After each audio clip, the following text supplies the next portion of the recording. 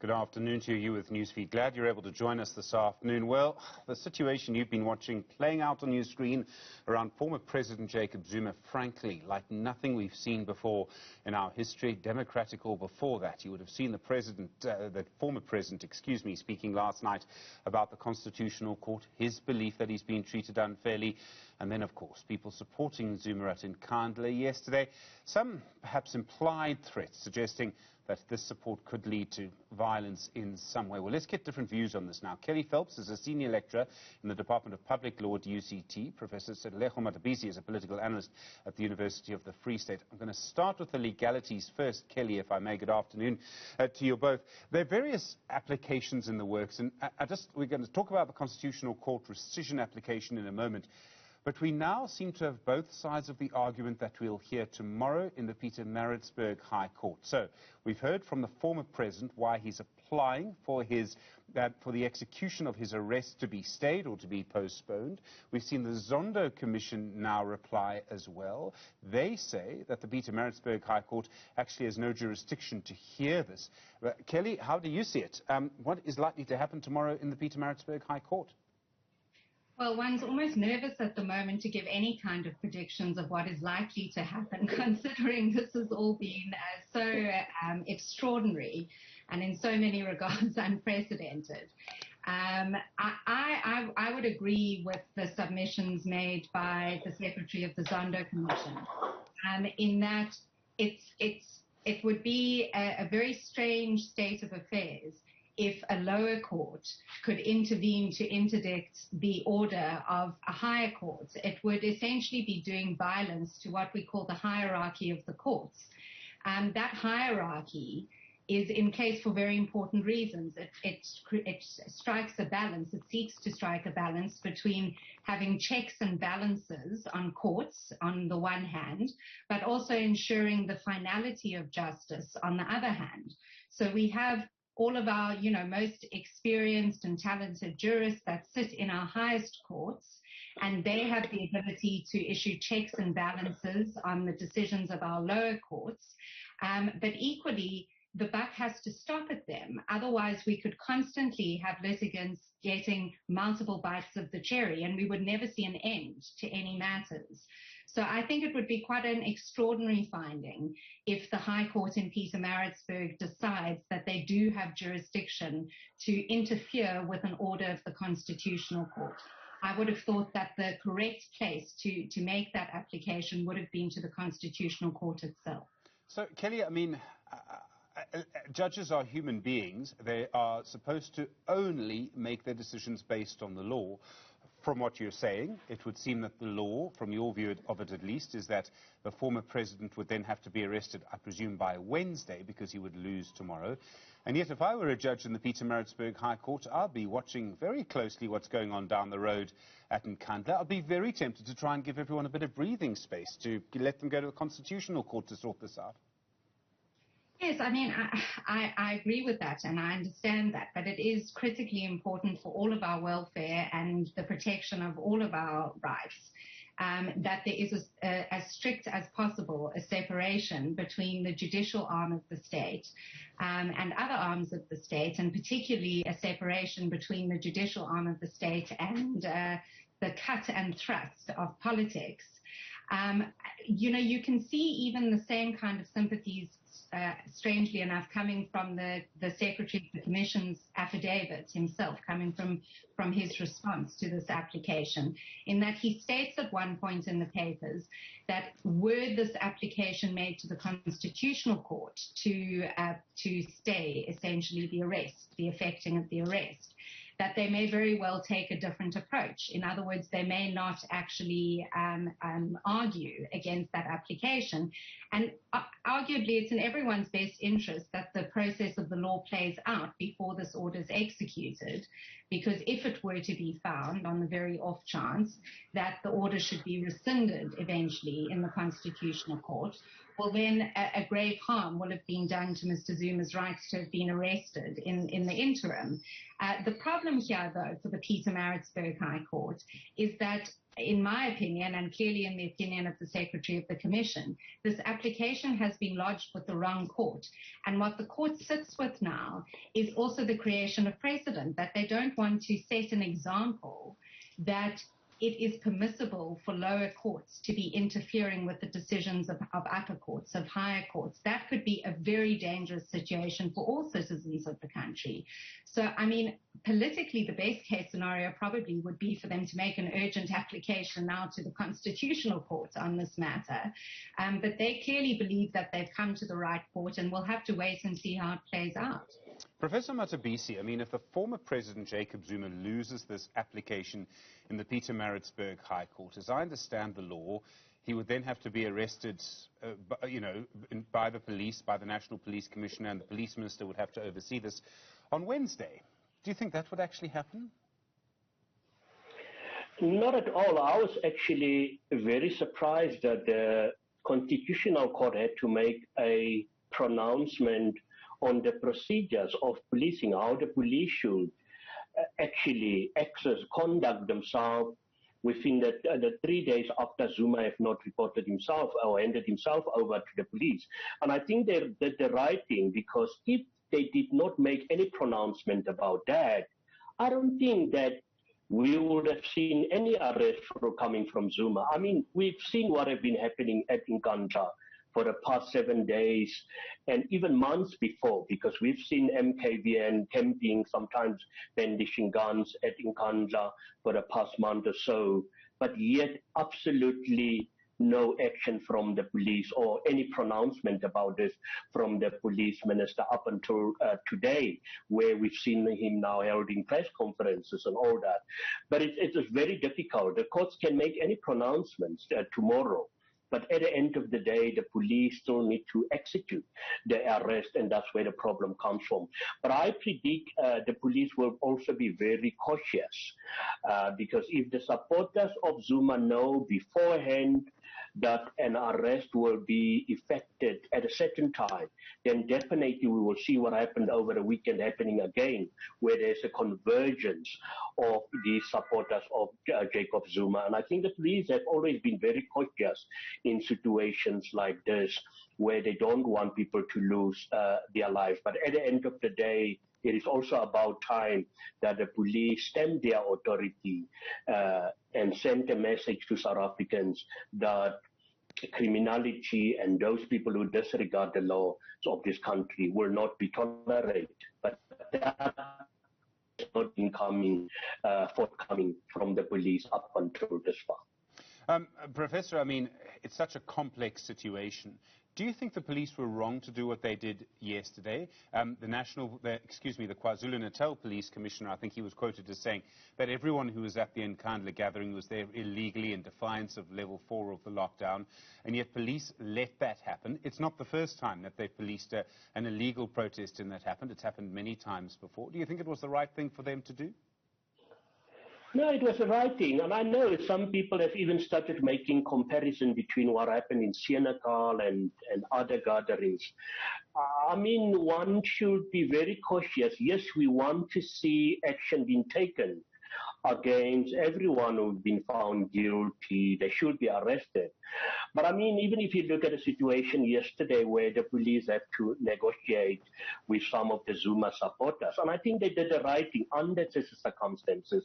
There was few people, a few policemen, and compared to the people there, there was a potential for many people for losing their lives yesterday and since Friday, and especially what we've seen over the weekend. People are angry. And I don't say I necessarily condone that and that the police should be cowards, but at the end of the day, I know during a normal procedure of any police operation, they assess the situation.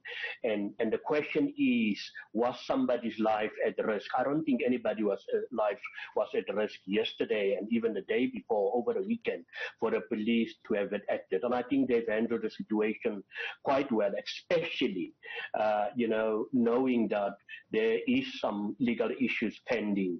And I think in that regard, the police did handle the situation quite well. And also, from a citizen point of view, it was also good to see the presence of the police, because they have not been, around in Uganda for some time now, and their presence yesterday was also indicative that they have now taken a stand that this is a serious matter that needs intervention before it gets out of it. Kelly Phelps, I mean, I keep coming back to whichever poor judge has to hear the case in Pietermaritzburg High Court tomorrow, and I realize they have to stick with the law. I'm sort of trying to help them out a little bit. Could this work? Okay, if we accept that breathing space in this situation is a good thing, we can disagree on that, but if for a moment we do, would one thing that could happen could be the former President Jacob Zuma makes his application tomorrow in front of a judge in the Pietermaritzburg High Court. The judge then takes his or her sweet time for about 5 days to make a decision. In other words, the execution of the warrant is basically stayed while the judge makes a decision, and the judge takes so long to make a decision that they can kick it to the Constitutional Court anyway. Would that be a way around this? Not really, because the matter wouldn't have been concluded yet, which means that effectively the Constitutional Court order would still be standing in good order, and the police would be under the same legal duty to act on that. What would assist them would be the granting of an interim interdict pending a final review of the matter. That's perhaps one thing they could do. But again, and this is very dangerous territory for the court, because whenever a court makes a decision, you're not only thinking about how this impacts the parties before you, but you're also thinking about how this impacts the law, the state of the law, for all future parties coming before the courts.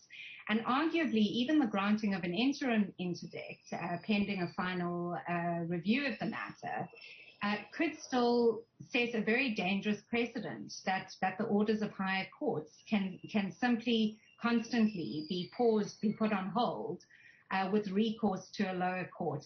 I certainly wouldn't want to be in the shoes of the jurists who have to hear this application in court.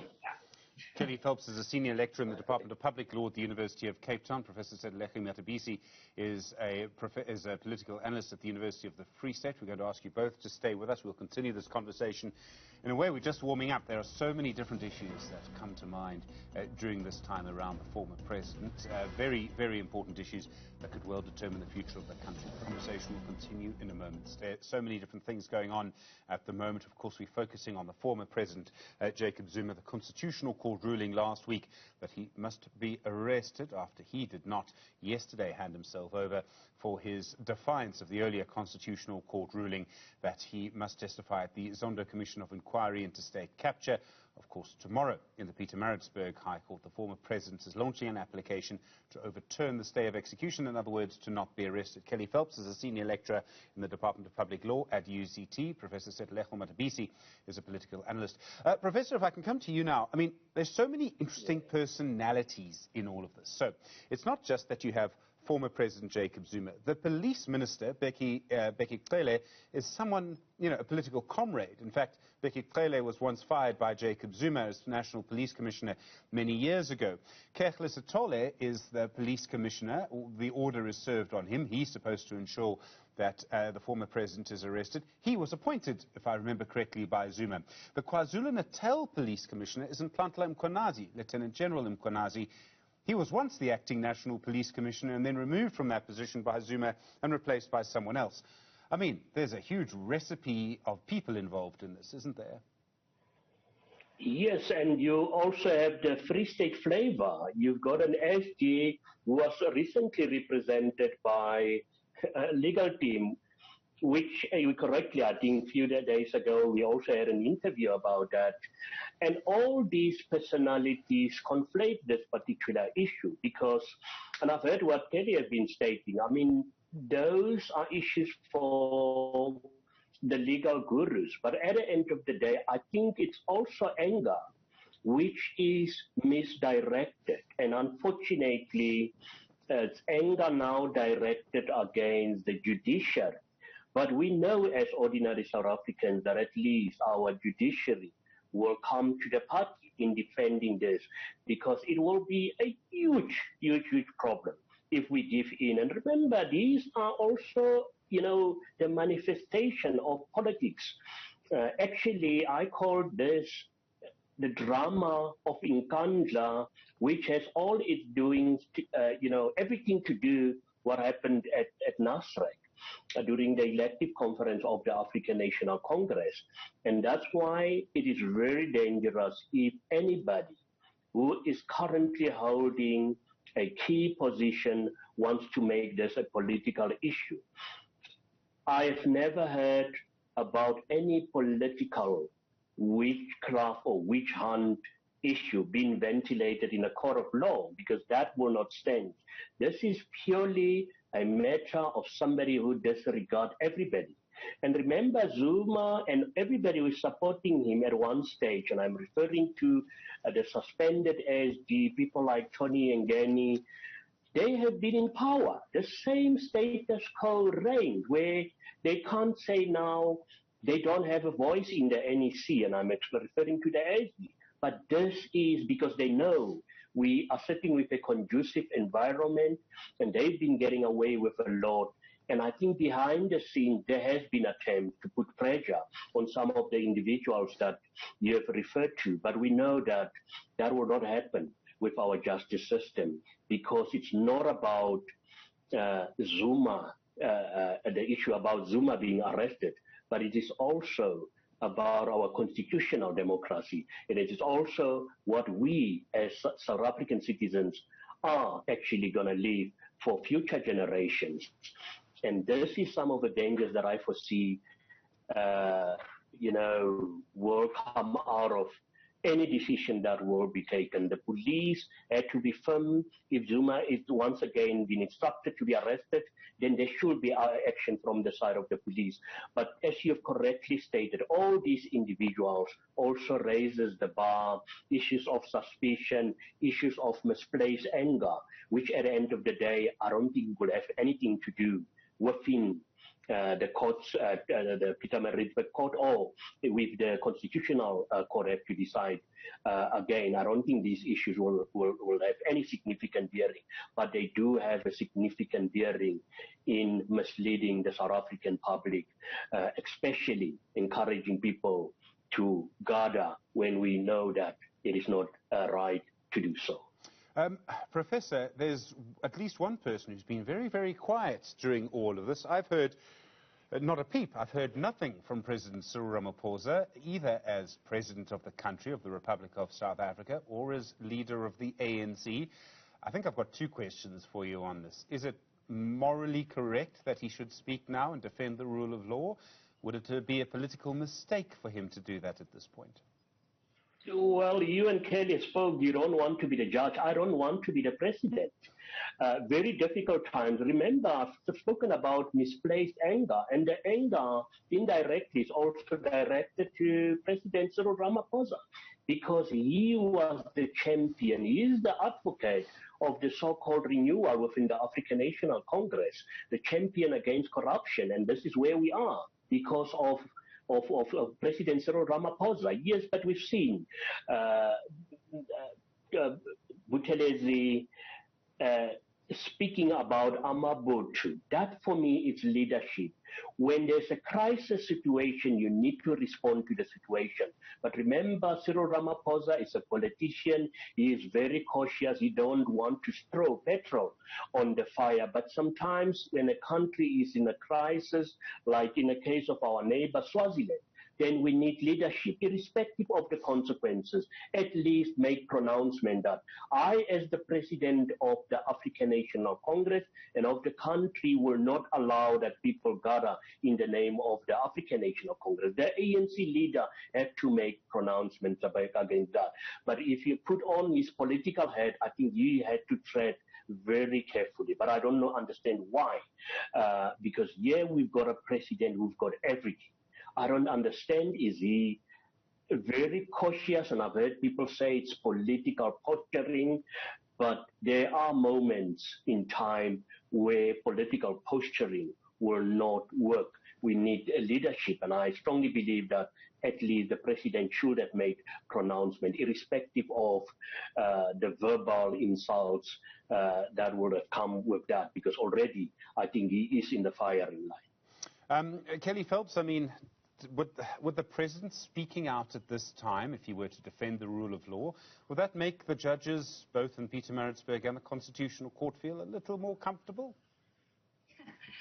I'm not sure it would, but it may make many citizens feel a lot more comfortable.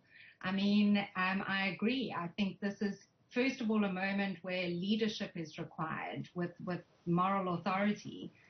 But very importantly as well, and perhaps from a more strategic point of view, the country needs to see that Cyril Ramaphosa is the person behind the wheel here, that he's driving this. And arguably, at the moment, if you look at the high fever pitch going on, Jacob Zuma is still managing to set the agenda here. He is still in the driving seat at the moment. And I think it's time that the legitimate leaders of our country right now step up and take that steering role back and are able to try and gain some form of control of the situation, even if it's simply from the perspective of pronouncements and public statements. I presume, Kelly, I mean, the Constitutional Court, and I'm talking now about next week's application, bless you, the Constitutional Court will be watching, I mean, you know, they watch Newzroom Afrika like everybody else, and they will have seen what happened at Nkandla yesterday. That should have no bearing on what final decision they make. No, it's critical that it has no bearing.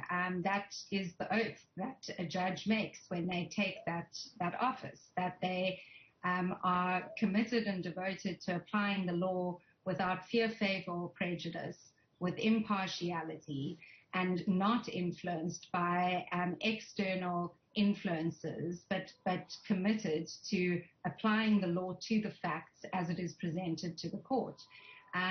That is a very difficult thing for judges to do because, as you've said, judges are also humans and they are also experiencing the heat going on in the country at the moment politically.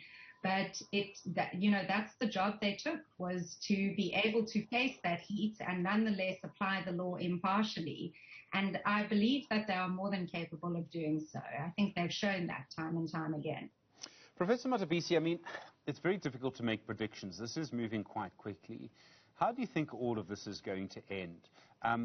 It would seem to me quite difficult for the Constitutional Court to now change its mind completely based on another application and the same set of judges on the same set of evidence come to a different decision, which would seem to mean that in the end the law is going to require that former President Jacob Zuma be arrested. I can't see that the Constitutional Court will go back on that, and I think Kelly will be with me on this one. There's absolutely no way, and if they are convinced otherwise, I think this will set, I don't want to say a dangerous precedent, but then this will be the norm. People may be found guilty, and then they can once again question the judgment that has been made. And even once again, when the former president has been afforded an opportunity or granted the opportunity to go and present his case, you should just have heard, things coming out of his mouth that irrespective of any other decision that still will be taken tomorrow or in future, he is definitely. One thing that came out of Nkandla this weekend is that irrespective of the decision that is going to be taken by our courts of law, the former president of South Africa does not see that if he is guilty, and is not going to accept anything. And what I'm going to see, yes, there will definitely be moments of violence, but it is up to the security cluster, our security units in South Africa, to once again send out a message. Yes, it is fine.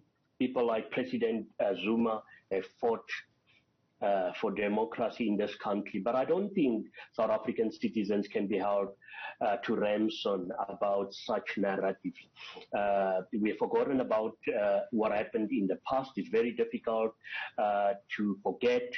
We still bear some of the consequences of apartheid, but we can't be misled by saying a democratically elected government that he himself led for almost 9 years has now suddenly become or embarked on a witch hunt against an individual for whatever agenda. So I foresee a situation where whatever is going to happen already will have a huge impact on the elective conference of the African National Congress. And I can even predict now, if the elections is going to go on, I don't see what is currently happening will necessarily have a huge impact on the election outcome as such, because we still need opposition parties who need to compete with the African National Congress. And we also ask, where are our opposition parties in moments like this? Because it's not about Zuma, it's not about the ANC, but that the lives of ordinary South Africans are also at risk here, and you would expect pronouncement from our political or opposition parties, but that have not been coming forth, although in some muted ways. But definitely for me, I still believe that the ANC will still have a stronghold because they still have the electoral machinery, unless if we see a huge proportion of people staying away from the elections, and then I think that will definitely be significant. But definitely interesting times in South Africa, and it will just if it goes the route of violence, that will be sad, because definitely some people will lose their life for something which I strongly believe that could have been avoided at all costs.